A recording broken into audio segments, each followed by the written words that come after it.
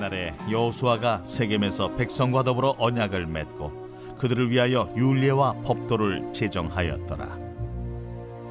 여호수아가 이 모든 말씀을 하나님의 율법책에 기록하고 큰 돌을 가져다가 거기 여호와의 성소 곁에 있는 상수리 나무 아래에 세우고 모든 백성에게 이르되, 보라, 이 돌이 우리에게 증거가 되리니 이는 여호와께서 우리에게 하신 모든 말씀을 이 돌이 들었음이니라.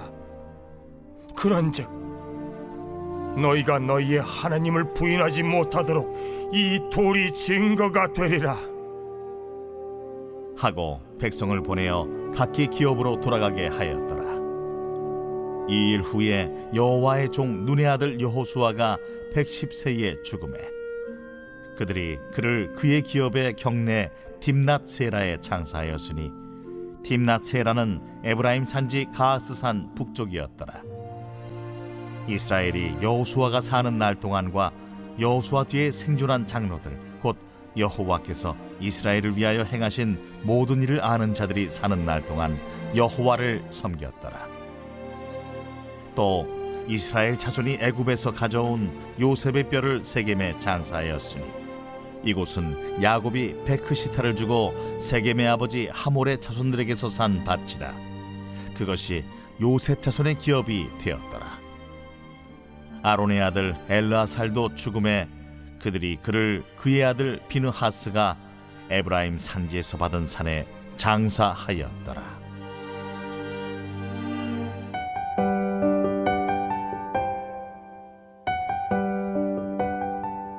여호수아 24장 말씀은 약속의 땅에 정착한 이스라엘 백성이 신앙의 정체성을 재확인하는 중요한 장면입니다. 여호수아는 세겜의 백성들을 모아놓고 하나님의 은혜를 되새기며 언약을 새롭게 세웁니다. 여호수아는 백성들에게 어떠한 삶을 살 것인가 라는 삶의 방향에 대하여 물으며 하나님만을 섬기는 믿음의 삶을 살아야 함을 강조했습니다. 이에 백성들은 마음을 굳게 정하고 우리가 여호와를 섬기겠습니다 라고 응답합니다. 오늘 본문 말씀인 25절부터 33절 말씀은 바로 그 고백 이후에 이어지는 이야기입니다. 여호수아는 백성과 언약을 세우고 율례를 정하며 증거의 돌을 세워 그날의 다짐을 기억하게 했습니다. 그리고 여호수아와 그 세대가 지나가고 다음 세대로 이어지는 신앙이 이어지는 전환점이 기록되고 있습니다. 오늘 본문 말씀은 신앙은 한순간의 고백으로 끝나지 않고 구체적인 응답과 실천의 삶으로 이어져야 함을 가르쳐 주시는 말씀입니다. 한 해의 삶을 마무리하고 새로운 한 해를 시작하는 우리에게도 같은 고민과 응답이 필요합니다. 하나님께서 베푸신 은혜를 기억할 때 우리는 여호와만을 섬기겠다라는 믿음의 고백을 드릴 수 있어야 합니다. 그리고 또 중요한 것이 있습니다. 그것은 우리가 드린 고백에 합당한 믿음의 삶을 살아가는 것입니다. 여호수아는 믿음의 고백이 입술에만 머물러서는 안 된다는 것을 분명히 했습니다. 25절 말씀에 기록된 대로 그는 백성과 언약을 세우고 율례와 법도를 제정했습니다. 이것은 예배뿐만 아니라 일상과 가정 그리고 사회의 삶 전체에서 전반에서 하나님을 섬기는 삶이 실천되어야 함을 강조하는 부분인데요.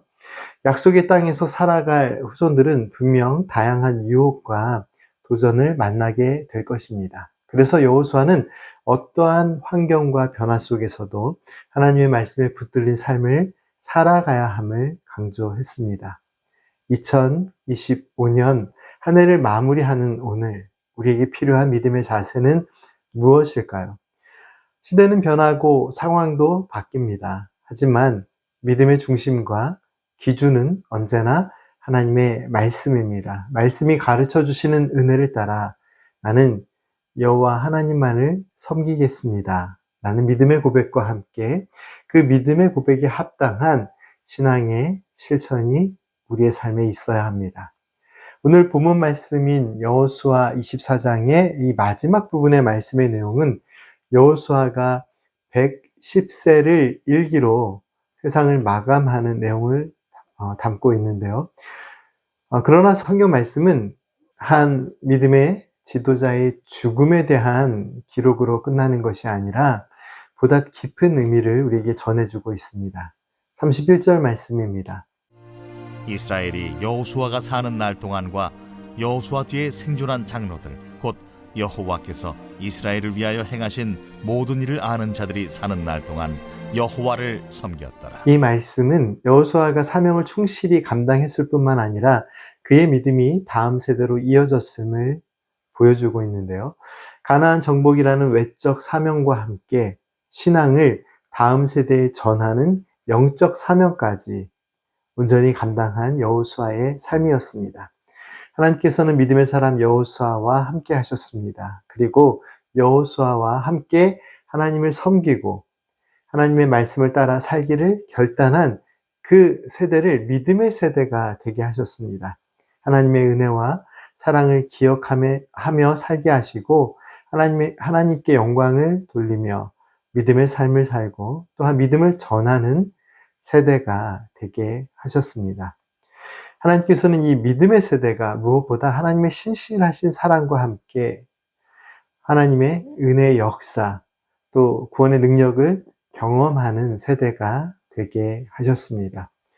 여호수아서 말씀은 신실하신 하나님께서는 하나님의 사랑을 의지하고 하나님을 섬기며 하나님의 말씀대로 살아가려는 그 믿음의 사람들을 결코 외면하지 않으시며 그들의 걸음을 인도하심을 선포합니다. 하나님께서는 우리의 삶을 붙드시며 하나님의 약속을 이루시며 은혜의 길로 인도하십니다.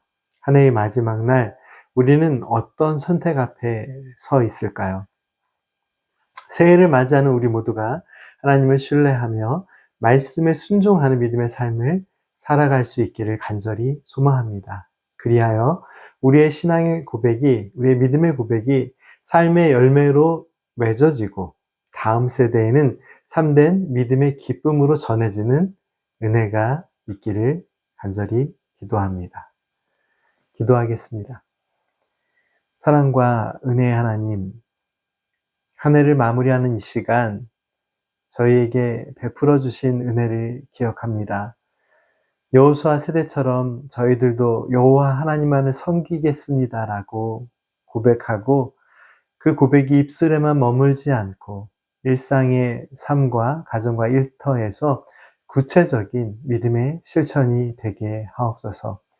말씀을 저희들의 삶의 기준으로 삼아 어떠한 환경과 변화 속에서도 흔들리지 않는 믿음의 삶을 살아가게 하옵소서. 예수님의 이름으로 기도드립니다. 아멘.